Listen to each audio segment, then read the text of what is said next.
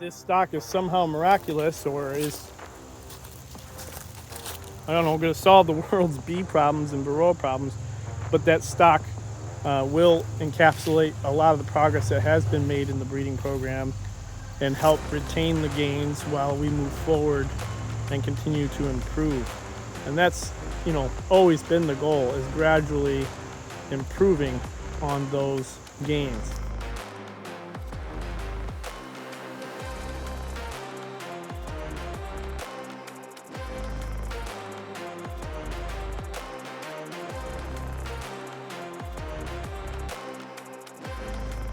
Lots of hive beetles in the tops of the colonies.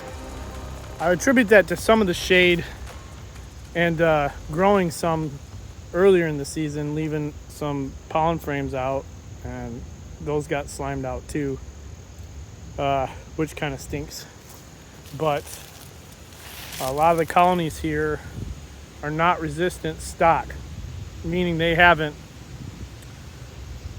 been requeened with my personal stock, but were allowed to make their own queens, and a majority of them had previously failed in this yard. So this is also not a yard that's historically been focused on for breeding, and I've talked about that in some of my presentations where I discuss how a majority of the high scoring colonies are in a single yard where I focus my mating efforts on, and this is one of those situations where that demonstration is accurate, or that evidence is accurate, because these colonies are showing moderate mite loads, even though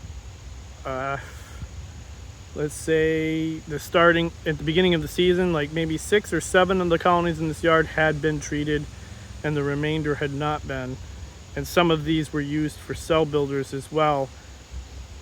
And I'm seeing evidence of deformed wing virus in one colony versus some I'm seeing increasing mite loads at the beginning of August. It's likely that those ones that are above that 5% threshold at the beginning of this month have only persisted and climbed, especially as the brood nest continues to shrink.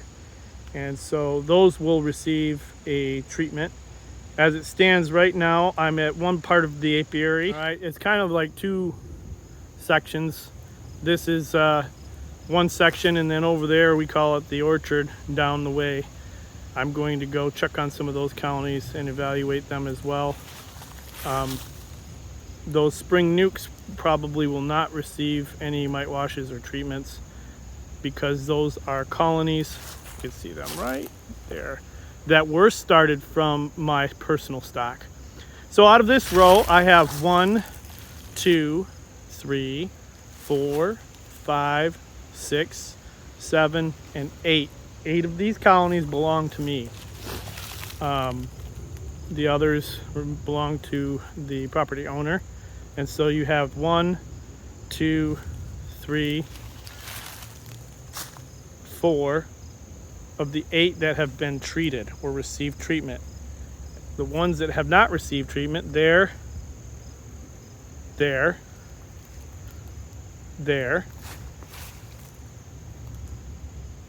and there, will receive a Harbo assay.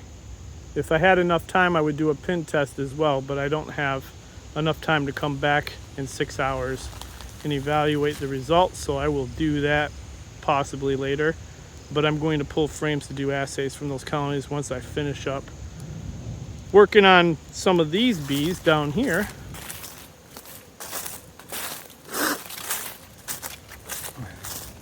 That also belong to me. And these colonies were pulled from the yard that I was just discussing, where I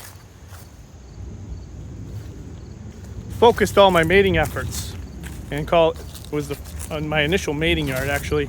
And in that mating yard, the property owner had sold it, so I had to move these colonies, so they wound up here. So out of these colonies, some of them were also used as cell builders or had various problems. One wouldn't take queens or killed queens that I gave it, and so it's just a bunch of laying workers on empty frames right now. But I have 3, 4, 5, 6, 7 colonies that were made from Harbo 4s from the previous season, and those queen mothers, except for one, are still in their new mating yard, but one of them is also still here along with her daughter. And neither of those have high mite loads, even though this whole entire yard is showing increased mite loads, meaning to me that there's sufficient pressure as far as the mites are concerned, despite last year's circumstances. So you have a reduced treatment approach, but you still retain pressure from donor colonies, if you will, that donate mites. And you have some that are not keeping them down and some that are keeping them down. So I will also do Harbo scores on those. We got 1, 2, 3, 4. That one is just laying workers. 5, 6, 7. 7 of these colonies. 2 of them need to be treated according to the last mite wash because they're over my 5% threshold. And this colony here also went through a series of brood breaks and requeening as a result of being salty. If you have watched any of my shorts on YouTube, you'll find last, I believe, January, me dancing and getting tore up by those bees from their assertive defensive nature. These colonies here have not been split, other than this mother came from that colony. That colony made a new queen. That mother remained there and donated some brood to some splits earlier in the season, but other than that, they both made a honey crop and have been harvested. So I will do Harbo scores on them as well. And I will treat this one, and I will treat that one, and I will not treat those two. And if you watch the video, small scale, big impact, that is the colony that demonstrated the significant level of uncap, recap. And also donated drones for our insemination earlier this year with Corey Stevens when he visited to do some insemination work on our breeder stock. Now, we're not going to claim this stock is somehow miraculous or is, I don't know, going to solve the world's bee problems and Varroa problems, but that stock will encapsulate a lot of the progress that has been made in the breeding program and help retain the gains while we move forward and continue to improve. And that's, always been the goal, is gradually improving on those gains. So these are colonies that were made off of the uncapped, recapped queen mother number 21, who I have designated as a breeder. They all are doing very well. There are 10 more of their sisters in another yard. I really need to get in here and take a peek at some of them. The predator pressure is certainly up, and any weak colonies that are not able to hold their own are going to have to deal with the consequences. This one showed extreme hygiene. I need to check in on it because I added a middle box to it a couple weeks ago and see how they look. A couple of these did swarm on me, unfortunately. Only 2 swarmed.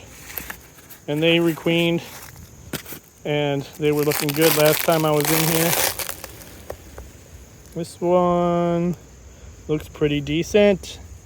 Don't see a whole lot for food, so that one might need some help.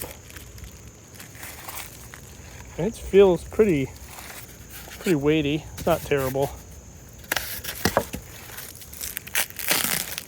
See, look at all these small hive beetles. Oh my goodness.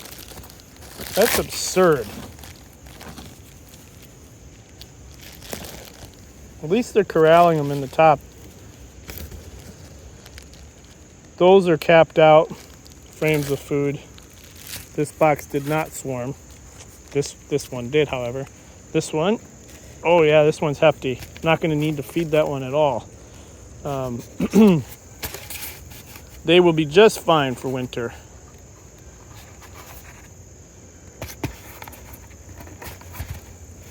And again, these are all queens off of my breeder stock.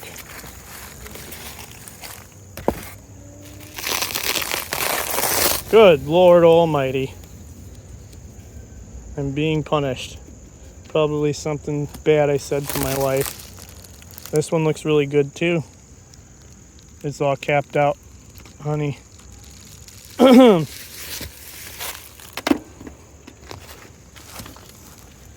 little weighty. Probably will use some help. I'll come back through and I will actually weigh those for peace of mind. Look at them all. Look at all those mites, beetles. That's terrible. This one's all looking like it got all capped out frames as well. It's a good sign. Every seam has bees.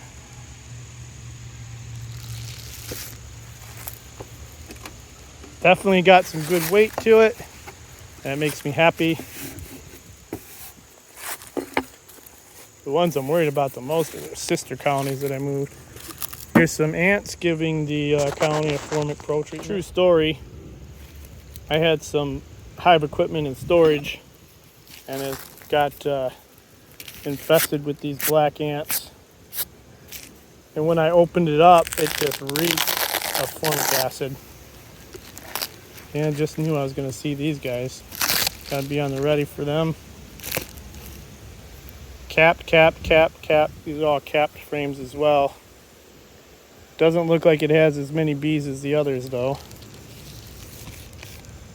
This one also was a swarm. And when I say a swarm, I say the queen mother that I put in there, the breeder. They swarmed. They got some good weight to them too, so I'm not gonna have to feed that. That's wonderful. I like not feeding nukes. I like not feeding bees. Holy moly. Terrible. I'm gonna have to blame the property owner here. He's gonna have to get this under control. Just kidding. Yep. Every seam's got bees in it.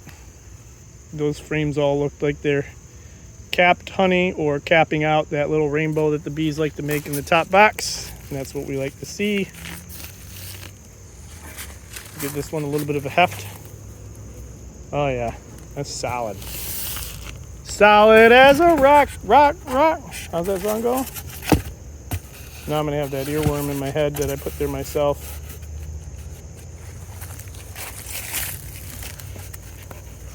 Last one, and then I'm gonna put the rocks back on these, pack up the truck and go check on their sisters.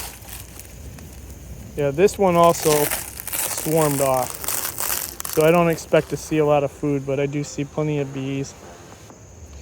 There was a laying queen last time I was in here, probably over a month ago. I'm not gonna disturb it though.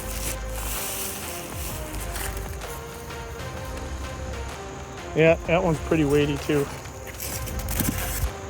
I'll come back with a luggage scale and I'll record the weights on the colonies.